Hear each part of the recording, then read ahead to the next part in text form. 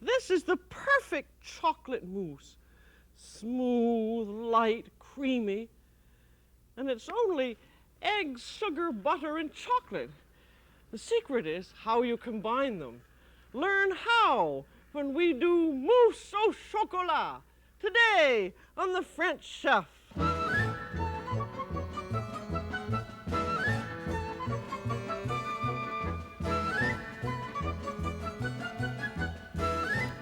The French Chef is made possible by a grant from the Polaroid Corporation.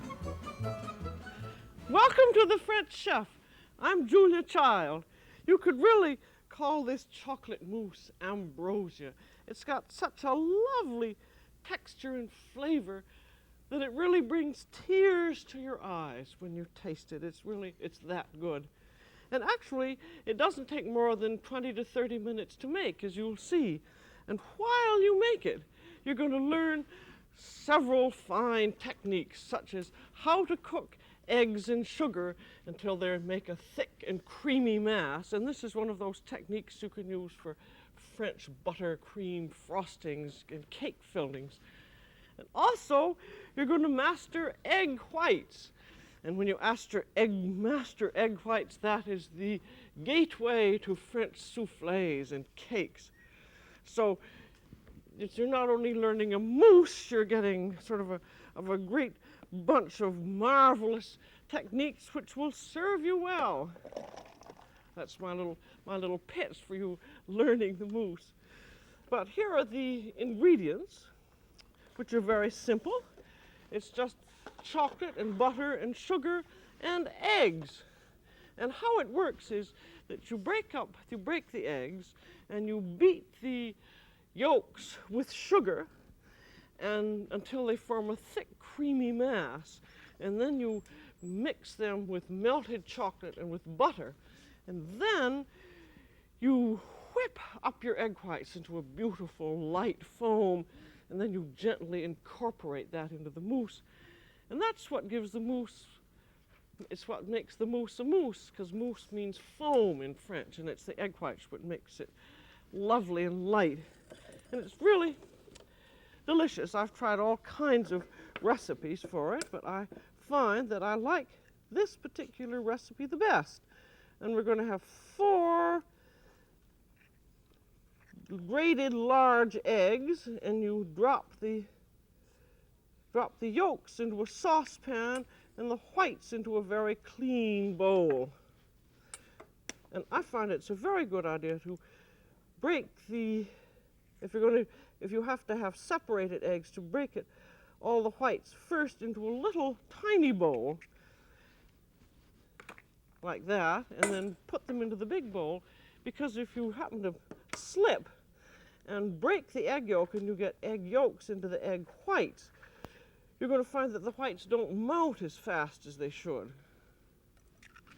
I mean that they won't melt at all because the yolks will prevent them from doing it. And I want to show you on the egg beating. Hold it firmly in your hand and go click to break it. You have a little hole there, and then open it up with your thumbs, leaving the yolk in one part, and then almost parallel you slip them back and forth, because the yolk does have a little skin, so that prevents it from breaking if you just do it gently enough.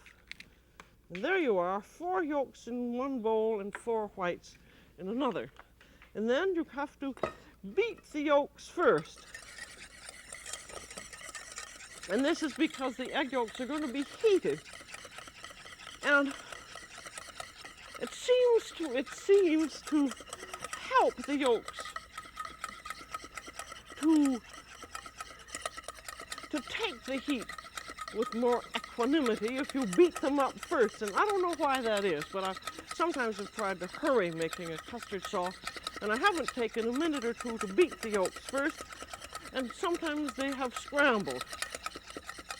And so beat them hard until they begin to get rather thick and they begin to get a paler color.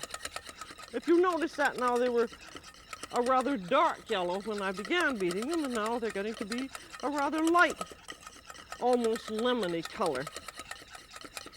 But just take the time to do this. that's about it. As you see, they've thickened up a little bit, and they have taken a little bit of body to them.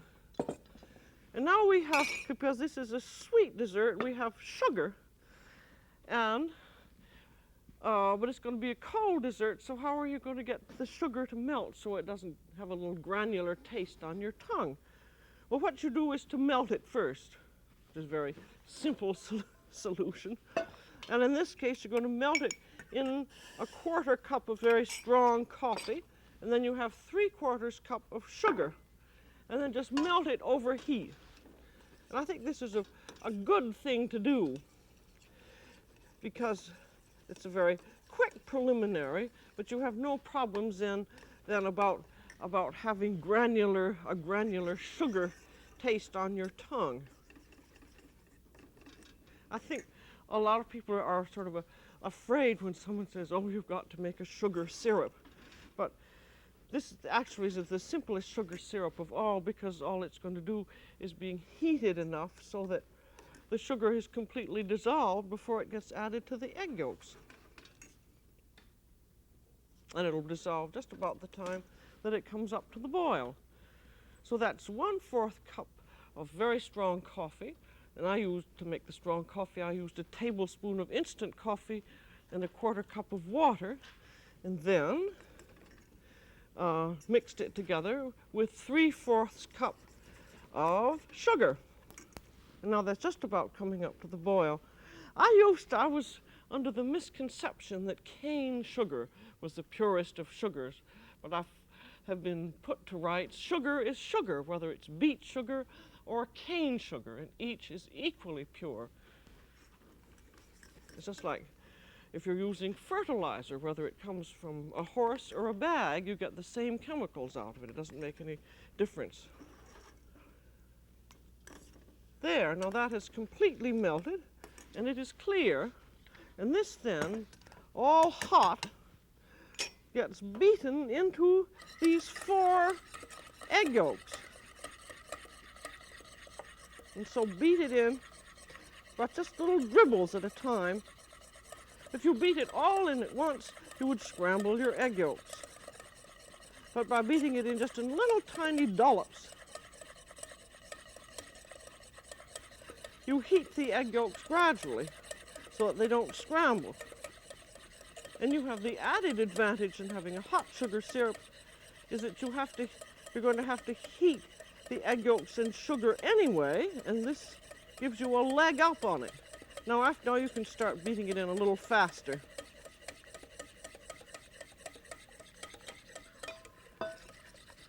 And now before I go on with the egg yolks, I want to get the chocolate to start melting. This is the sugar pan that we had, and you want to melt it in a 1/4 cup of flavoring, and I'm going to melt it in dark rum that you could use. You could use orange juice or orange liqueur or whatever other flavoring you'd like, even more coffee. And then in goes the chocolate. That's 6 ounces of semi-sweet baking chocolate, and I prefer to use either the Dutch or the German chocolate, because I think it has a richer taste. Now I have simmering water here, which goes into a pan. That's very hot, but you see it's not actually simmering because I've poured it into the pan. And then in goes the chocolate, and then it gets covered, and you just set that aside. And the chocolate will melt perfectly. You have to be very careful while melting chocolate that you don't overheat it or it's going to get stiff. So there's your chocolate, and while we have the chocolate, we go on with the egg yolks and sugar, and these have to be set over simmering water, not quite simmering water. There's your pan of almost simmering water. And then you set your pan in, and then you just beat slowly with the whip. And the reason for this is, well, take our example of scrambled eggs again. Egg yolks thicken when they're heated. And if they're heated too much, they scramble and get hard. But if they're heated slowly and only up to about 160 degrees, they get thick. it can thicken into a kind of a custard sauce, and that's just what we're making here. And the reason you're beating it over hot rather than simmering water is so that you can heat them slowly. And this is going to take, you just have to stand here and beat them, thinking sweet thoughts for 4, 5, 6, 7, or maybe even 8 minutes. It's not the amount of time that it takes, it is how they look when they're ready.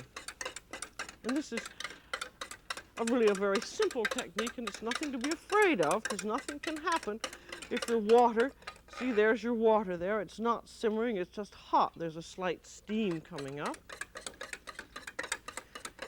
And as long as you just do it long enough until it thickens, you're perfectly safe and nothing can happen. Now, you just keep on beating. I'm only here with you half an hour, so I'm not going to beat it for the 5 minutes that's necessary. But you keep right on beating until it looks thick, like this. I'm going to take these off the heat and show you how it looks, so that you can compare. Now, here's the one that's been beaten about 5 or 6 minutes till it's a very, very thick. And it's really creamy. And also, you can tell you've beaten it until the mixture, you take your finger, impeccably clean, and stick it right in there. And when it's hot to your finger, really hot to your finger, it's done. It doesn't want to burn your finger, because that would be too hot.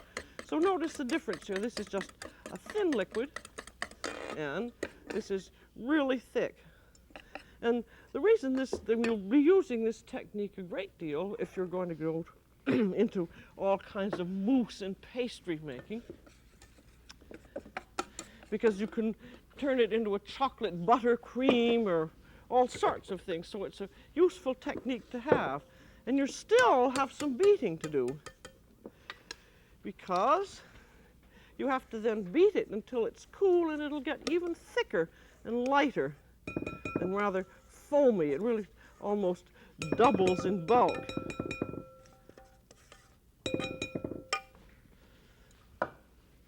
And then into the mixer. And that's going to take about 5 minutes, and it's not done until it's cool. Feel the mixture with your hands, and when it's cool and when it's very thick and makes the ribbon, as you'll see, it's done. And so while that's beating all by itself, you can do something else, such as decide what you're going to serve it in, and also what the recipe consists of, which is just the melted chocolate with the butter into it, and then the beaten egg whites. But you don't do those until the very last minute. So we can decide how to serve it. You can serve it, after you've made the mousse, you can serve it very simply indeed in individual cups. And if you don't have any actual mousse cups, I don't know what they're supposed to look like anyway, you can use a little wine glass, or you can use a parfait glass. Or you can use a great big beautiful glass bowl and then just put it in the glass bowl or other kind of a decorative bowl and serve it. Or you can freeze the mousse. And if you freeze it, you might like to mold it in one of these ring molds. And then unmold it, and off it comes, and there you have a frozen mousse. Or you can mold it in sugar cookies like this. You mold it in something like this, and with the sugar cookies around, and then when you undo it, you have this beautiful edifice. Now, I want you to see how that is. That is done. And you've noticed how much paler it is than it was in the beginning. And you take her off the bowl. I want you to see what is known as the ribbon, which you're always hearing about. That's a little, as you can see, a ribbon coming off there. Now look.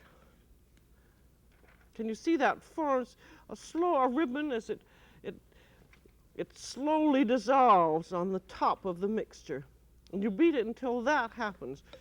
So anytime you see that in a recipe, you know what it is. And so now we're ready to put in, to see how the chocolate is, and put the butter in. Now that doesn't look as though it were melted at all. But as you notice, it's perfectly soft, and all we have to do is to stir it up rather slowly because of the rum.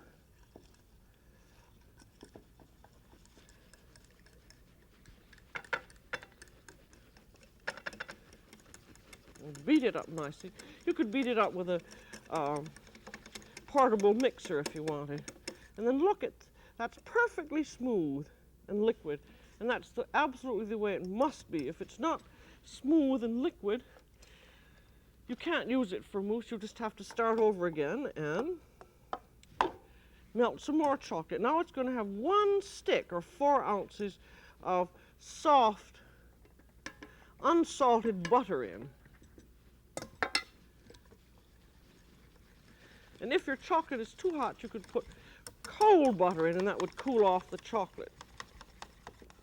But you can see that's beautifully smooth. And now this gets turned into that egg yolk mixture.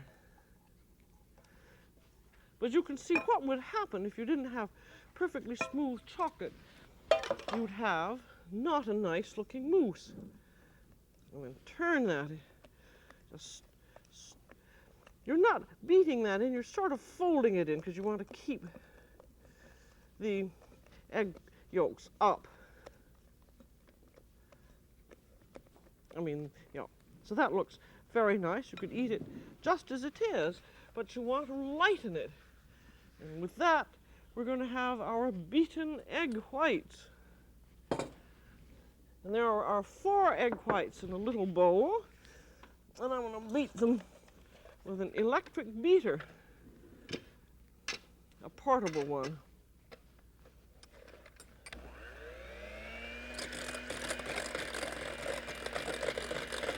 You want to start out rather slowly at first until the egg whites begin to foam,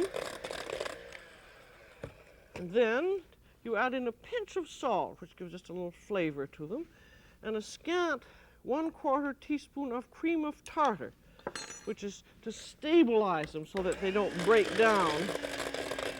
And then you start beating faster. And it's important to have your egg whites at room temperature because they melt faster and they also melt higher. And the beater bowl relationship is very important because you want to have all of the egg whites in motion at the same time, which with a small bowl like this and the beater works out very nicely. Now that's just about upright.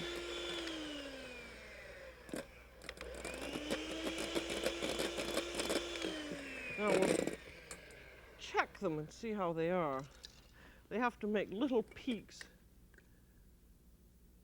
See, which they do. They're standing up. And then also you can turn them upside down and they'll usually stay in. But with egg whites, you really do get better egg whites that'll stay up a little better if you use a unlined copper bowl, but they're terribly expensive to buy. And so I think the other alternative, if you don't have a copper bowl, and not many people do, is to use a stainless bowl and the electric beater. If you use a glass or a porcelain bowl, you find that the egg whites keep slipping down so that once you've beaten them up, they start slipping down. And because you're not using the copper bowl, it's best to beat them only at the very last minute. And if you've done them ahead, which sometimes happen a little bit ahead, and you find that they've begun to break down and they don't have that lovely satiny look, just whip them up a little bit again. Because they must have a satiny look to them, or they won't fold in easily. Then I took a spoonful and I've stirred that into the chocolate mixture to lighten it. And then put the rest of the egg whites on top of the chocolate mousse mixture, and then you're going to fold them in. And this is very, very important how you fold. Now here you've got your rubber spatula and your egg whites on top. Take the spatula and just go straight down to the bottom of the bowl, turn the spatula and come up. And you're bringing up, as you can see, some of that heavy mixture up over the egg whites. There, can you see that? And you keep rotating the bowl. But the idea of folding is that you're deflating the egg whites just as little as possible. So that's why you have this cutting down technique. And then come way down into the bottom of the bowl and up. And don't overfold or you will deflate them. Now look at the consistency there. That's just lovely and soft and delicious. But before, if you're going to serve just in individual molds or in a big bowl, you can just pour it into the bowl and chill it. But I'm going to mold it. I'm going to mold it in cookies. And to do that, I will have to chill it first because it's too soft. I'm going to show you as an example. See, this has a little bit more consistency and it's going to be easier to mold, as you see. While this is so soft, it's going to be a little bit difficult. So, here we go. Now here's the mold, and I've got a piece of wax paper in the bottom of it. And I'm going to put on first my glasses, and then put a little bit of mousse in the bottom of the mold, which is going to hold, because it's going to hold up the cookies. If you try to put the cookies in without anything to hold them, they'll fall over. So just enough to hold in the bottom, and then cookies. And you can use little bought sugar cookies like this, or there are cookies that have chocolate in the middle of them. If you put them in the warming oven, you can separate them. You can use those. Or you can use what's known as langues de chat. And these are some rather not beautiful, but perfectly adequate ones. And you just put them in, slightly overlapping around the mold. This recipe makes about 5 cups of mousse, and this mold actually holds 6 cups. So I have a little, that's why I have such a large bowl. I'm going to show you how the mold looks when it's completely lined with the cookies. There you are. See, that's lined and ready to go. So you just put the rest of the mousse in.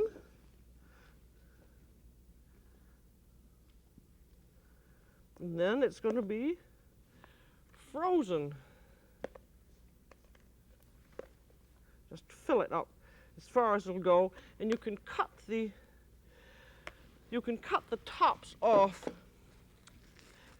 before serving. Cut the tops of the cookies. So I'm going to put this into the freezer.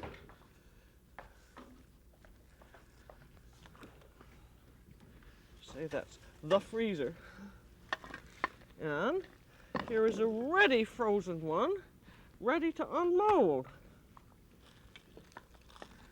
Now, I have a bowl of hot water, and make it even hotter.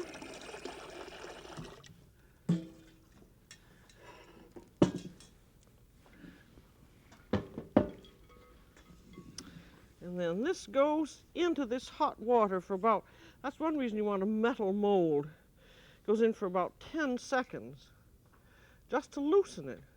I hope that's loosened now.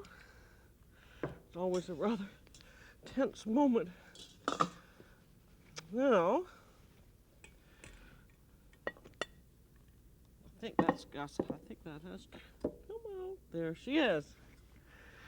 See, that's one reason it's nice to have the paper on top, because it really does help you unmold very nicely. And there you are. Now, that's really very pretty, isn't it? You can smooth the top, if you like, with a knife dipped in hot water. And you could decorate it, but I don't think so. I think I like it seeing just that chocolate. And then that's all ready to serve. But you can of course unmold it ahead of time and put the bowl upside down over it and leave it in the refrigerator.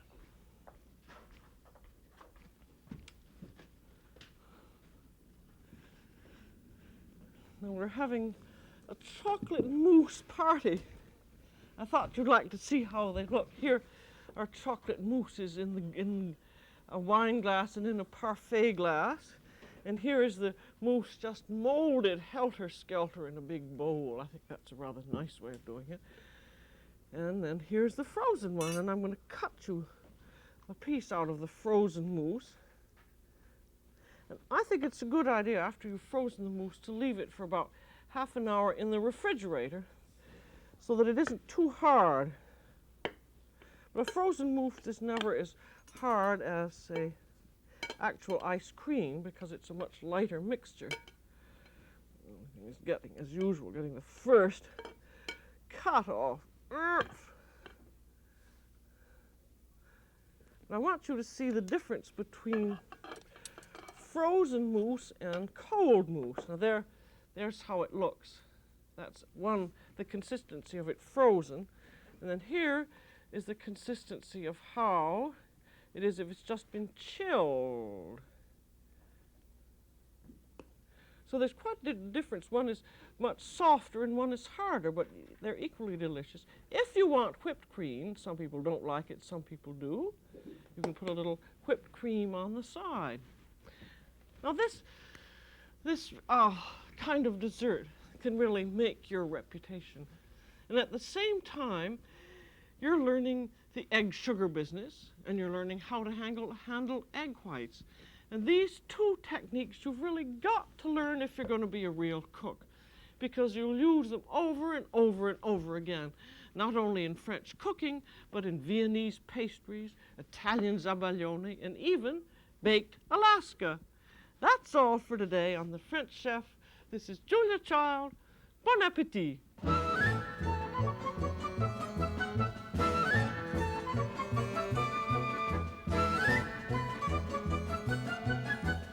The French Chef has been made possible by a grant from the Polaroid Corporation.